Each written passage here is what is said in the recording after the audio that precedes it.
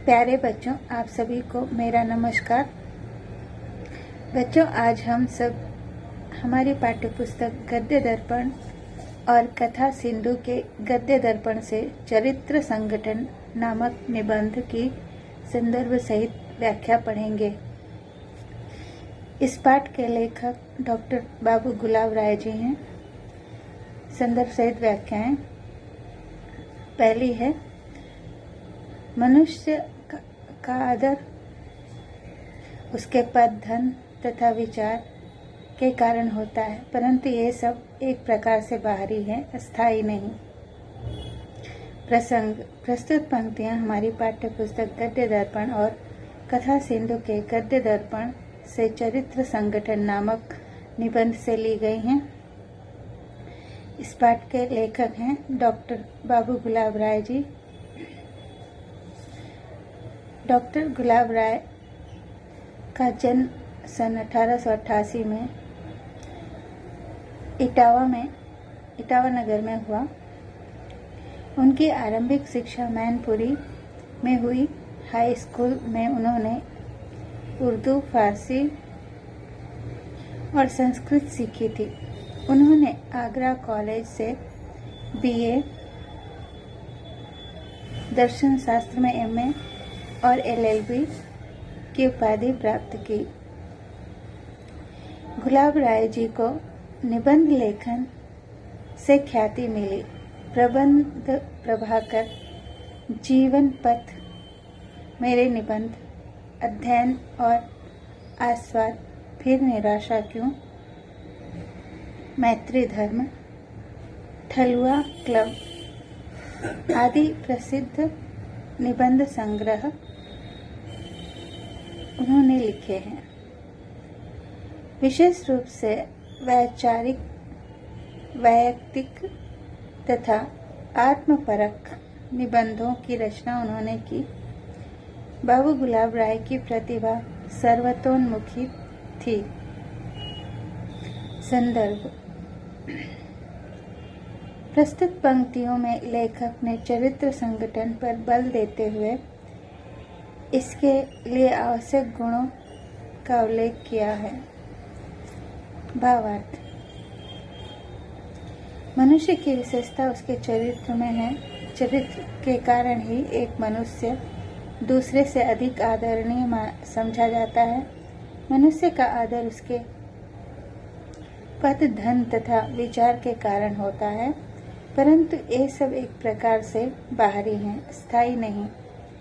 यदि स्थायी भी हो तो उसके लिए जो आदर होता है वह भय के कारण। धन का आदर वही करेगा जिसको धनी से कुछ लाभ उठाने की इच्छा हो। विद्या का मान सज्जन अवश्य करते हैं, वह भी जब विद्या नियम और चरित्र से युक्त हो। विशेष: विद्या, धन तथा पद के होते हुए भी रावण अपने राक्षसी कर्म के कारण निंदनीय रहा। मनुष्य केवल विद्वान होने से कदापि वंदनीय नहीं हो सकता। मनुष्य का मूल्य उसके चरित्र में है। चरित्र में ही उसके आत्मबल का प्रकाश होता है और पता लगता है कि उसकी आत्मा कितनी बलवान है। मनुष्य का चरित्र ही बतलाता है कि वह कितने पानी में है।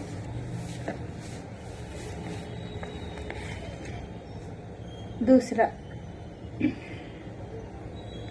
मनुष्य जीवन का प्रभात, जिसमें सब प्रकार की शक्तियों के विकास की संभावना होती है, विद्यार्थी जीवन में व्यतीत होता है।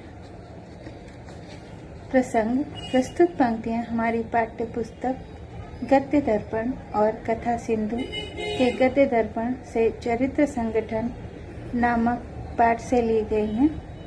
इस पाठ के लेखक डॉक्टर बाबू गुलाब राय जी हैं। डॉक्टर गुलाब राय का जन्म सन 1888 ईस्वी में इटावा नगर में हुआ। उनकी आरंभिक शिक्षा मैनपुरी से हुई। हाई स्कूल में उन्होंने उर्दू, फारसी और संस्कृत सीखी थी और उन्होंने आगरा कॉलेज से बीए दर्शन शास्त्र में एमए और एलएलबी की उपाधि प्राप्त की। गुलाब राय जी को निबंध लेखन में ख्याति मिली। प्रबंध प्रभाकर, जीवन पथ, मेरे निबंध, अध्ययन और आस्वाद, फिर निराशा क्यों, मैत्री धर्म, ठलुआ क्लब, मेरी असफलताएं, मन की बात, कुछ उथले कुछ गहरे आदि प्रसिद्ध निबंध संग्रह हैं जो उन्होंने लिखे। विशेष रूप से वैयक्तिक तथा आत्मपरक निबंधों की रचना की है। बाबू गुलाब राय की प्रतिभा सर्वतोन्मुखी थी। संदर्भ: इन पंक्तियों के द्वारा यह स्पष्ट कर रहे हैं इन पंक्तियों के द्वारा लेखक यह स्पष्ट कर रहे हैं कि विद्यार्थी जीवन में ही सभी प्रकार की शक्तियों का विकास होता है। इसकी नींव बाल्यकाल में ही पड़ती है। संदर्भ: इसका भावार्थ: इन पंक्तियों में लेखक कह रहे हैं कि बाल्यकाल में ही सभी प्रकार के गुणों का विकास होता है। यही समय निर्माण का होता है। इस समय मनुष्य जैसा बन जाए वैसा ही जीवन पर्यंत रहता है। बाल्यकाल में स्नायुएं कोमल रहती हैं तथा वे अन्य संस्कारों से दूषित नहीं होती। इस कारण उस काल में जो अभ्यास डाला जाता है वह सहज ही सिद्ध हो जाता है। प्रौढ़ावस्था में अन्य संस्कारों के दृढ़ हो जाने के कारण नए संस्कार कठिनाई से जमते हैं।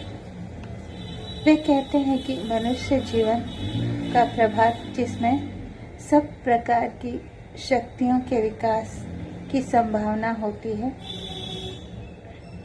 विद्यार्थी जीवन में व्यतीत होता है। जो लोग इस विद्यार्थी जीवन में हमारे पथ प्रदर्शक हैं, उनका परम उत्तरदायित्व है कि वे हमें ऐसा रास्ता दिखाएं कि यह काल के केवल ज्ञान संग्रह में ही ना चला जाए। बाल्यावस्था फिर लौटकर नहीं आती। भावी चरित्र निर्माण का यही सुअवसर है। विशेष: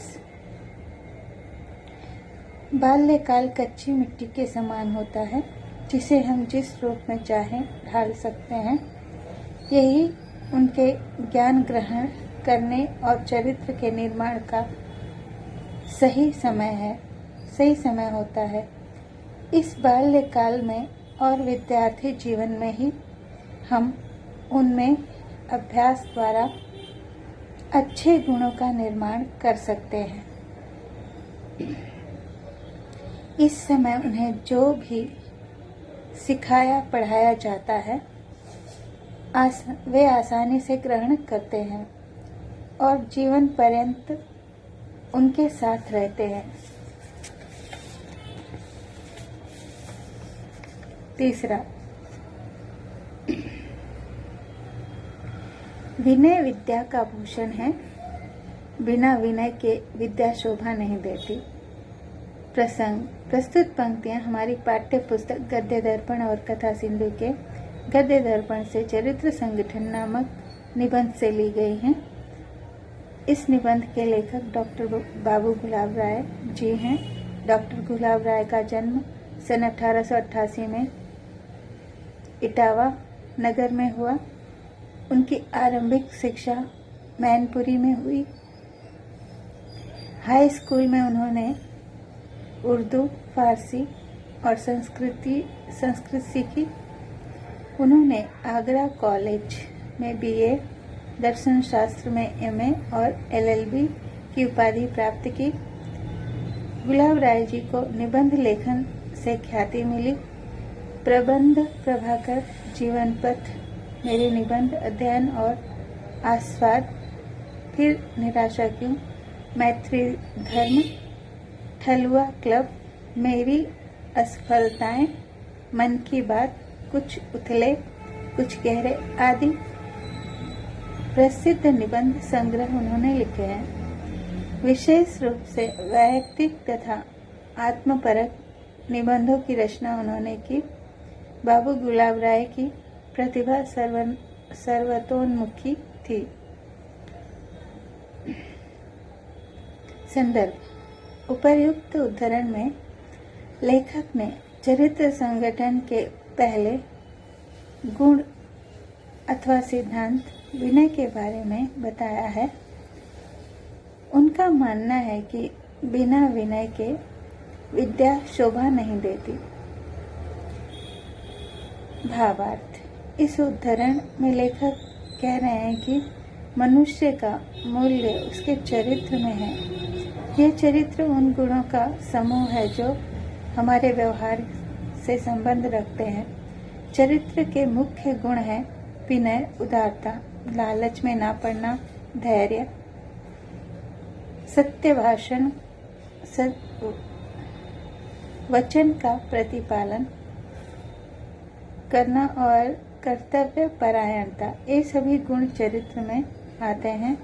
इन गुणों के निर्माण का सही समय होता है बाल्यकाल अथवा विद्यार्थी जीवन। इस समय मनुष्य को जैसा चाहे वैसा बनाया जा सकता है, क्योंकि उसका कोमल मन कच्ची मिट्टी के समान होता है। उसे जिस रूप में चाहे ढाल सकते हैं।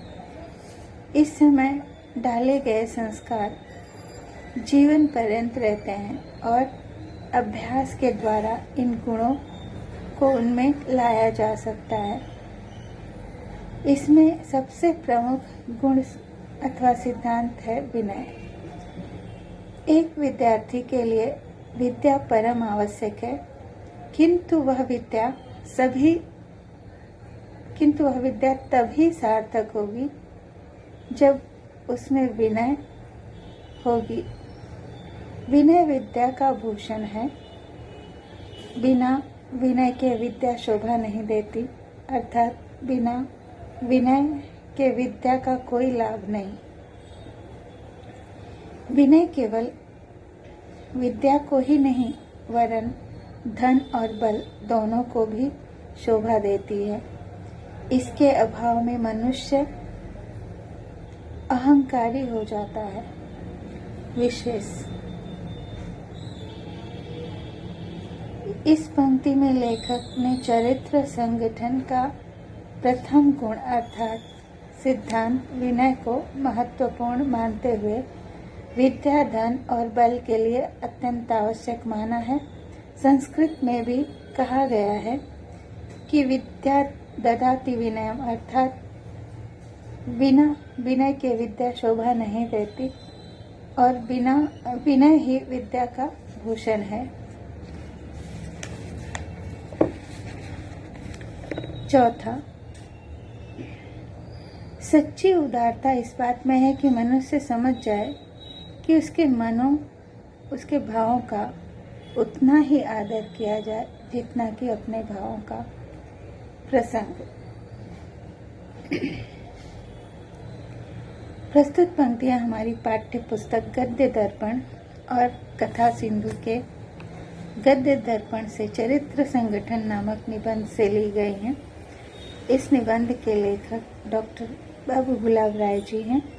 डॉक्टर गुलाब राय जी का जन्म सन 1888 में इटावा में हुआ। उनकी आरंभिक शिक्षा मैनपुरी में हुई। हाई स्कूल में उन्होंने उर्दू, फारसी और संस्कृत सीखी थी। उन्होंने आगरा कॉलेज से BA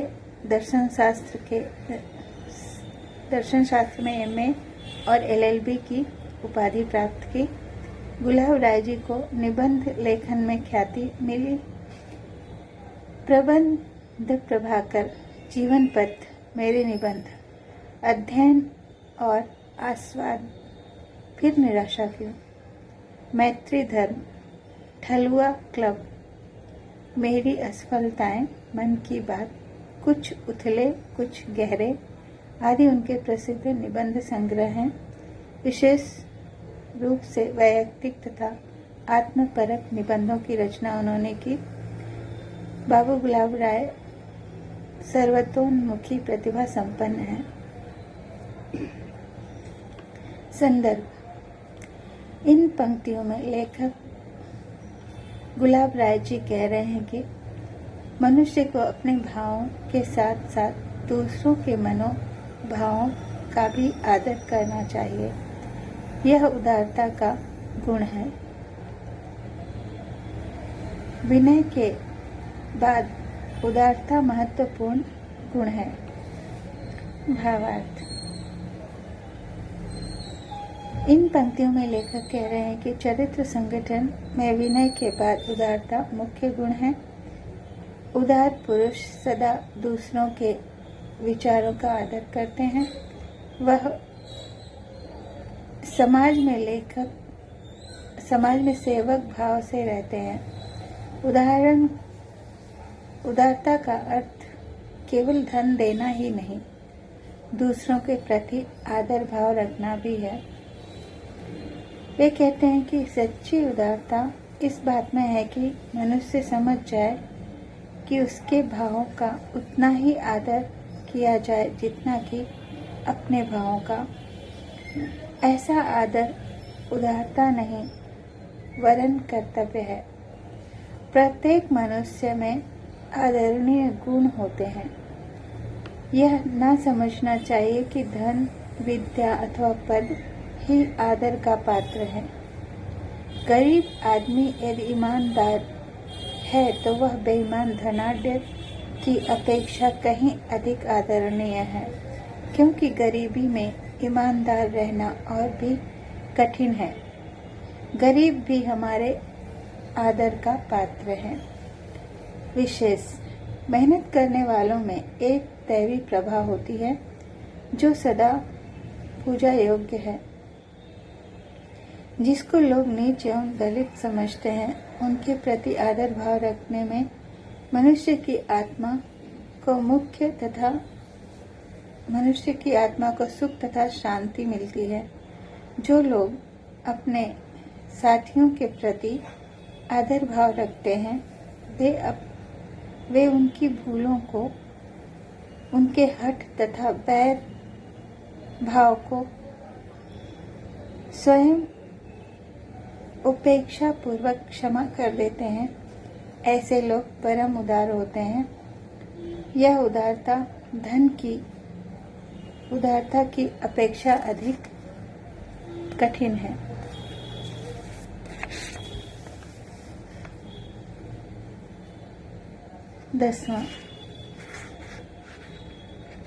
पांचवा,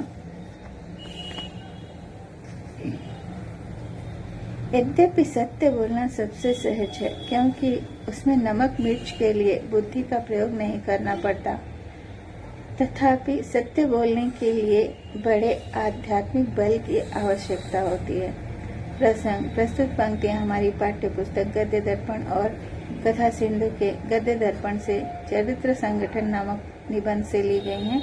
इस निबंध के लेखक डॉक्टर बाबू गुलाब राय जी हैं। डॉक्टर गुलाब राय जी का जन्म सन 1888 में इटावा में हुआ। उनकी आरंभिक शिक्षा मैनपुरी में हुई। हाई स्कूल में उन्होंने उर्दू, फारसी और संस्कृत सीखी। उन्होंने आगरा कॉलेज से बीए, दर्शन शास्त्र में एमए और एलएलबी की उपाधि प्राप्त की। गुलाब राय जी को निबंध लेखन में ख्याति मिली।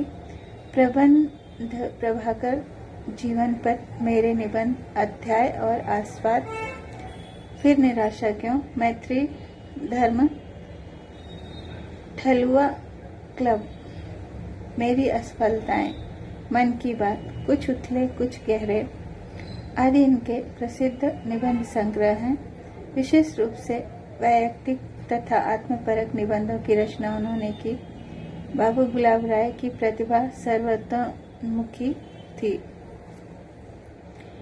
संदर्भ: इन पंक्तियों में कवि ने सत्य बोलने पर जोर दिया है और कहा है कि सत्य मनसा, वाचा और कर्मणा होना चाहिए।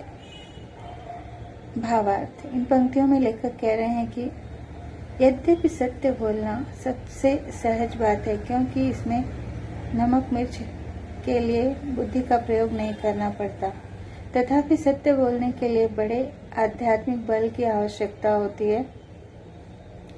जहाँ तक हो सके अप्रिय सत्य ना बोला जाए, किंतु जहाँ अप्रिय सत्य ना बोलने से समाज के हित की हानि होती है, वहाँ उसको प्रियता के लिए दबाना पाप है। चरित्रवान पुरुष को अपनी आत्मा में इतना बल रखना चाहिए कि वह सत्य को निर्भयता के साथ कह सके। सत्य मनसा वाचा कर्मणा होना चाहिए। जो कहे वही करे और जो कर सके वही करे।